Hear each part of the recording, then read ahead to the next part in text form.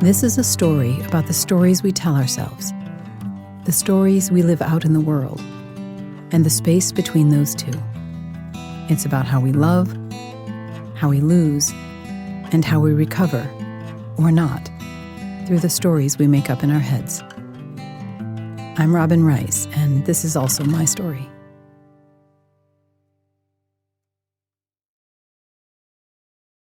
Chapter 23. Shaman, Heal Thyself. We hear a lot about self-esteem and self-image. We have entire sections of the bookstore devoted to self-help. We may uproot our lives to go find ourselves. Theoretically, our self is that part of us that tells us what we believe we are capable of and not, thus creating a self-fulfilling prophecy. Also, the self-made man we hear of. But what is the self? I would argue nothing but a composite of stories added to the predisposition of personality. As a concept, a reflection, even a perspective of consciousness, there is nothing materially real to our self. The hard science folks agree our self cannot be found. If we are only a combination of brain synapses creating ideas and images that projects themselves onto ourselves, sounds like a scam, doesn't it? It makes you wonder, beyond our muscles, flesh, bones, organs, and blood, is there any part of our experience that we can be sure is real? And what does real mean in this context anyway? Define it for me, exactly, please. To further stir the pot, our cultural concepts of the self are highly dependent on our community, our time in history, and our location on the planet. We assume that our interpretations are the same as those of our neighbors the world over. Not so. They may not even be agreed upon within a single family. Maybe that's why we never really find ourselves when we go looking. Maybe that's a good reason to point ourselves not to ourselves, but to something more. Our soul, our spirit, our deeper meanings and purposes. Toward richness, vitality, toward beauty, in the great fullness that word can conjure. But what does this have to do with storytelling? Turns out, everything. The good writer writes and the good storyteller tells to illuminate these subjective and therefore stickier parts of us, to help us understand the weightless parts of us that don't mathematically add up, the parts that require interpretation and illumination. We write and tell stories to explore, to explain, to conceptualize, and to make sense, to bring soul and spirit to the jigsaw puzzle we call the self. Surprisingly, well, at least it was a revelation to me, this is also the job of the shaman. As spirit whisperers and soul singers, and so, in turn, the healers of our stuck self-stories, they take on the mantle of meaning through the most magical of professions.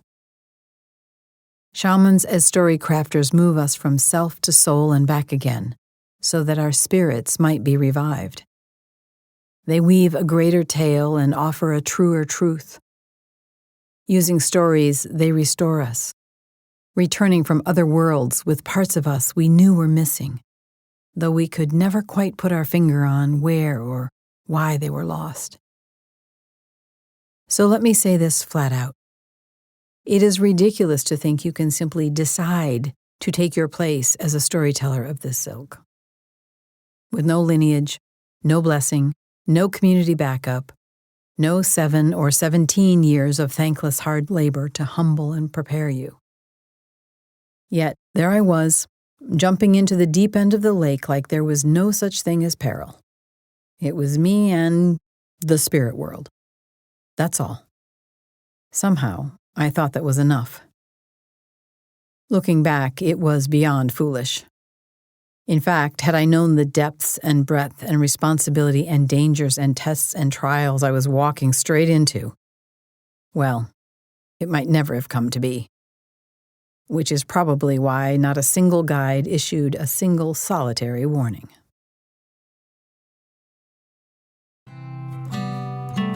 Enter the labyrinth.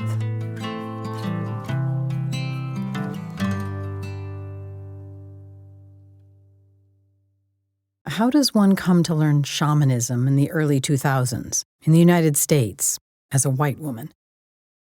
For me, it was through my experiences with Sue, books, a smattering of weekend workshops, explanatory visits from the dream teachers, and a simple plan to follow my nose.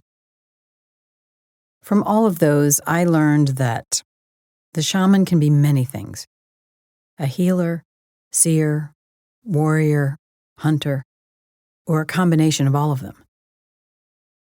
The shaman's job as a healer is incredibly tricky and often dangerous. We journey to other realms of the soul through shamanic ritual, sometimes with music, rattles, and/or drumming, and sometimes with plant spirit medicine. Our intent is to find the missing parts of a person's soul and return these pieces to them.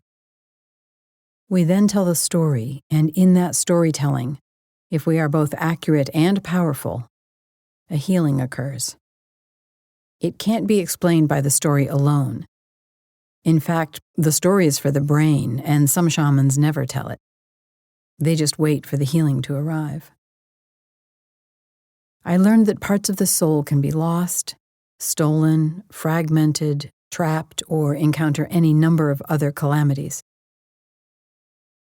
If you've ever seen a person in shock, eyes vacant, seemingly not there, you have seen soul loss. Even after they seem to come out of it, the shaman knows an aspect of the soul split off. If not called back, it will be locked in that moment in time, forever playing out the tragedy as if caught in a looping GIF. This is as stuck as a stuck story gets. I learned that the shaman learns to see in the dark. My ability to see dead people told me I had a knack for this already, and sometimes to fight darkness itself.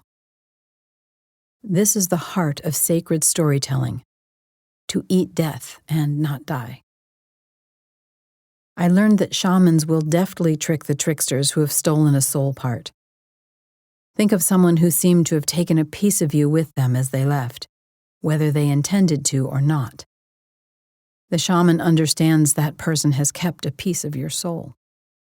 If you want it back, a shaman knows how to retrieve it. And when accomplished, it is truly accomplished. I learned that shamans are trained to look, within the journey, for that one story moment in time, perhaps when we were badly burned or in a car accident or trapped in a traumatic situation we could not get out of, and to find the aspect of self that is still looping in it.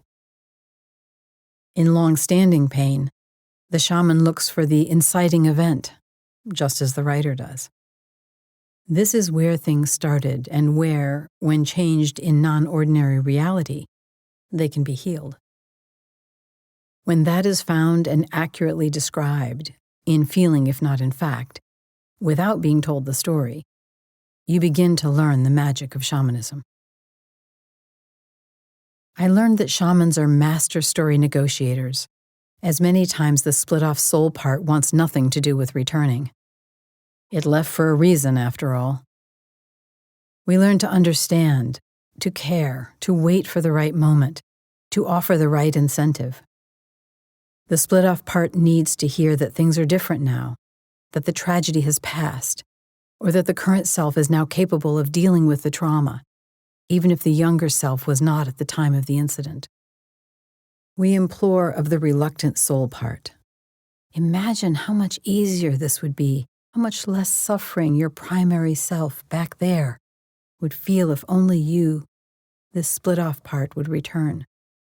Then you both could be whole again, together again. I learned that the shaman must look for a signal of proof, something in the story they could not have known, in order to validate that they had indeed traveled somewhere real. This is always the most rewarding part, and the shaman rarely knows what part of the story will make the client's eyes go wide with the realization of a No one could have known that piece of information. This is not about party tricks. It arrives to help the psyche accept the story, bringing it out of the realm of fantasy and into the realm of the miraculous but true. The adept shaman will tell you such things as that there are upper, middle, and lower worlds, and each is alive, teeming with intent and filled with spirits that are ready to help or harm you. That angels are real but rarely found in the shamanic domain. Adjacent might be a good description. Star beings, too. That if you stopped dancing and singing, it was likely because your soul part left and is no longer fully there to animate you. That the dark is as real as the light, and dark shamans are as dangerous as good shamans are good. That you are guided by unseen forces, spirits of human origins, but also non-human, non-plant, non-animal, even if you cannot feel them. That the stars hold as many valid pathways as the earth. The heavens are real, though maybe not exactly as you had imagined. That you are so much more than the you that shows up here and now. That the elements are living forces we coexist with. Colors are too. That your dead relatives are not dead, and if forgotten, may well become upset troublemakers. That you should never ever choose a shamanic path unless you can't not choose it. And even here the word choice is rather laughable. On the other hand, if you know you are a shaman, you must never refuse the call, lest you fall ill or encounter plenteous other troubles. The same is true for any calling, even love, that is refused. It's just magnified for the shaman. That there is an interesting catch to shamanic work, a safeguard, if you will. However much we might like to, a shaman can rare upon rare turn the magic upon themselves for their own gain. Intention, projection, cloudy thinking, and a swift karma's a bitch kick in the ass, or worse, are the expected hazards of the self-serving shaman. Even so, sometimes, when the need is dire and the winds are favorable, grace is offered and self-healing is possible. We'll get to that part in a minute. But telling you all of these things will not show you what the shamanic can do, share how the shamanic feels, or point to where its potency lies. For that, we need a story. I could choose from among the thousands of journeys I ended up taking on behalf of others in my first decade of practicing and then teaching contemporary shamanism. I could tell you fantastical but true tales, things impossible to know without seeing in the dark, and of so many healings that changed the trajectory of not a few lives. Instead, I will tell you of the one journey that shaped my life in a way I will never forget. It began in a circular room at a retreat center. Finding a shamanic workshop in the Tibetan Buddhism tradition that focused on helping the dead cross over to the light was as far-fetched as anything else in my life.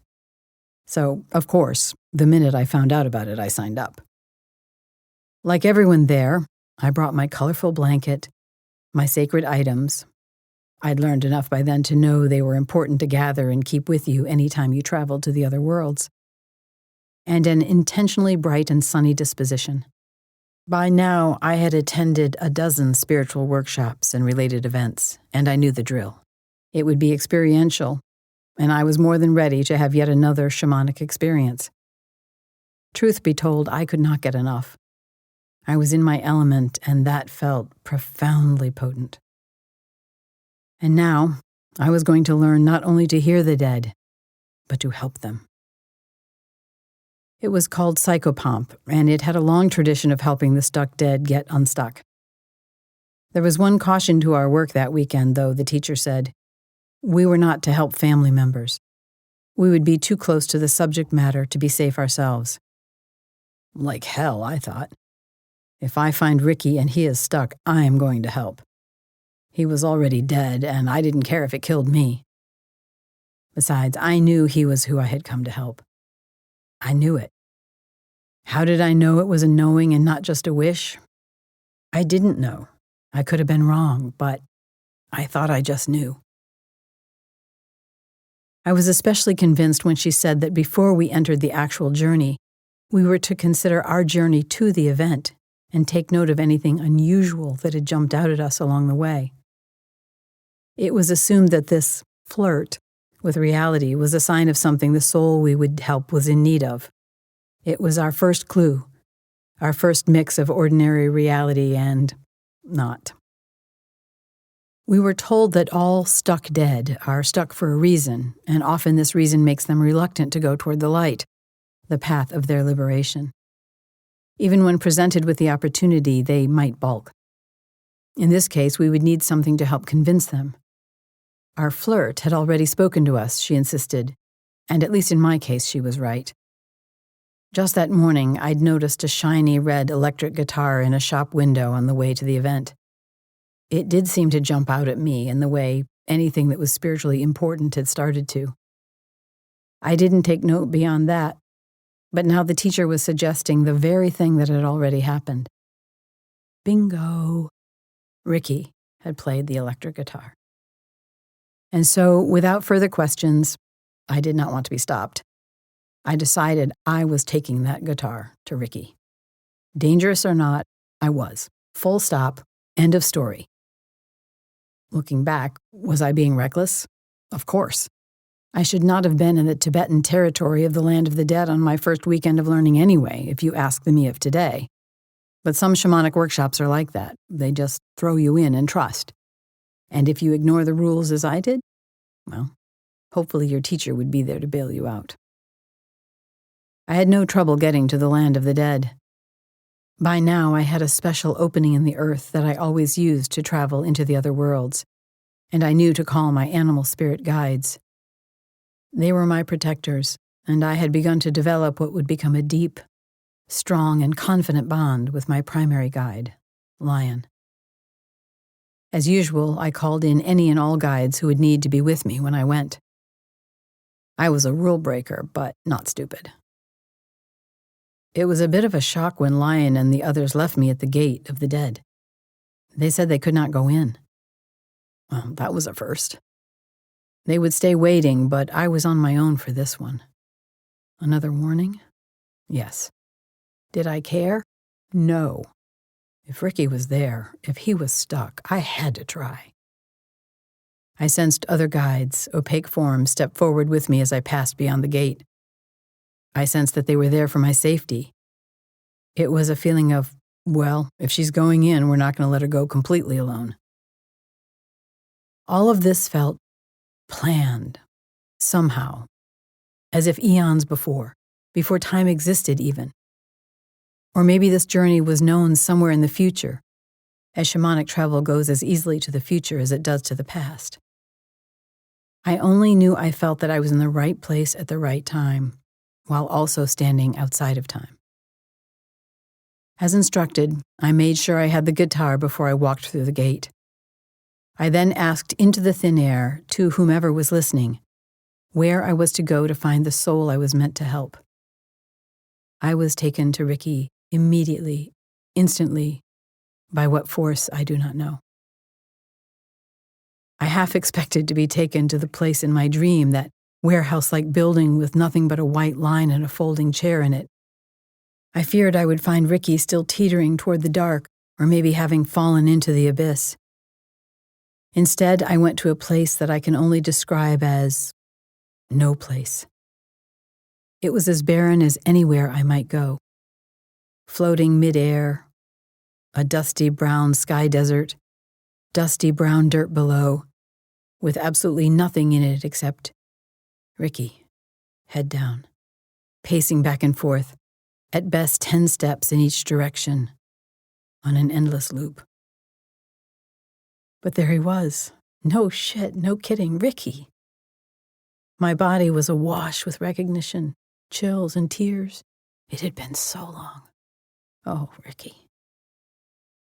He was ecstatic to see me, but also the guitar. Robin, you don't understand. There's nothing here, not even a pencil to write down your thoughts. He kept pacing as if to show me how he'd spent the last decade plus of my life. He took the guitar and started playing. He was so content, so happy, I almost didn't want to disturb him. I listened to him play, knowing the listening was also some kind of healing. Maybe for him, but for sure for me. My time here was limited, though, even if his wasn't. I spoke up. I came to ask if you'd like to leave here and go into the light. This was the prepared speech suggested by my teacher, and I didn't want to get this part wrong. Ricky didn't leap at the chance, just as she had suggested was possible. He kept looking down, figuring out chords a bit aloof. Do you want to go? It's beautiful there, I nudged. No, he replied, as if from somewhere far off in space. We had been instructed to make small talk, so I told him about my life. I was a mother. I'd written a few books. I'd missed him a lot. I'm a shaman now. That's how I'm here, I said. A shaman is a kind of healer. Immediately, he looked at me. Really looked for the first time, square on. I hadn't noticed before, but now I saw what I will never be able to fully describe. The face of a young man ravaged by taking a gun to his head. A scarred, cracked open skull. Half a head, really. Maybe he'd been hiding it. Maybe it wasn't time for me to see. I didn't pull back. I didn't want to. I'd take him however he appeared. Can you heal my face? He asked desperately. I don't want to go to God like this. If a heart can break after already breaking, mine did. I thought, God? He's still stuck on God? I tried to connect to my guides, those opaque forms I could not see, but no response. I felt the desolation of where we were, and somewhere, not far off, the danger of it. Well, God was better than this by far. Can I heal his face? I asked aloud to the guides.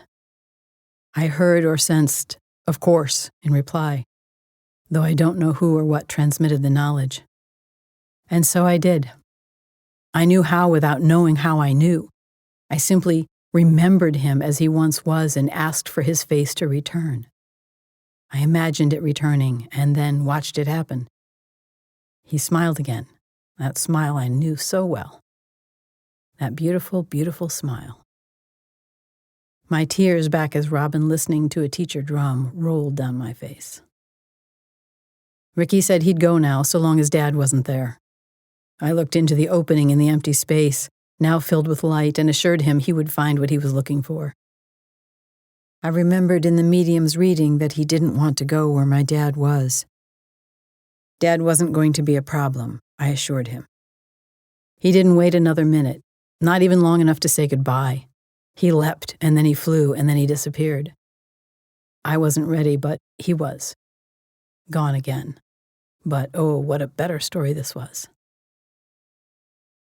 Whatever else I did on that weekend, including a journey of healing for my mother who was found in a hell realm, this journey was taken by the teacher on my behalf, was powerful and beautiful, but seemed incidental by comparison. Of course, every budding shaman will worry she's just making it up and wonder if she's only seeing what she wants to see. I was no different. I wanted proof. I needed confirmation. Only this time I had been my own shaman.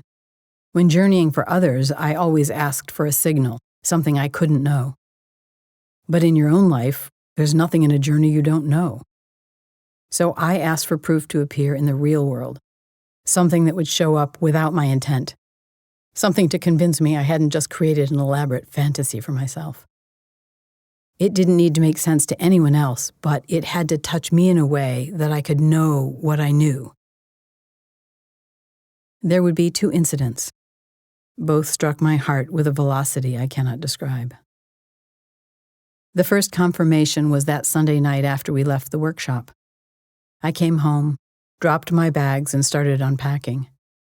In my office, I glanced up to see the picture of Ricky I'd kept on my desk for years. In it, he was always there with an emotionless face. It was a picture that I took, though, so it meant more to me than the others. In this photo, there was no smile on his face, just Ricky standing there, letting me take his picture, a bit shy. I remembered the moment I snapped the picture and all the times I'd looked at it since. But now, In that same picture, Ricky was smiling. Wait, what? Smiling? No, never before. It was impossible, but true. I swear that photo changed, or something did. But the feeling was clear. The work had worked. The second event came about a year later, and it happened in a room full of people. I was at an event with a medium. He made a beeline to me, as I had expected. "I see your brother died when he was young?" "Yes," I replied. "But I don't understand. This is strange. It looks like a gunshot." "Yes. But no one else shot him, is that right?" I nodded. "He took his own life." "I see that. I'm sorry, but I'm sorry for you, yes, but I'm sorry because that doesn't make sense. At least I've never seen it before." "What?" I asked. "He's in the light. He's fine. Suicides always show themselves to me in gray spaces. They're never in the light. Never healed." "This one is," I replied. "My little brother is." Call it imagination, coincidence, whatever. But something in me healed that day. Ricky living in the light, that was worth anything the shamanic path would cost me. Anything at all.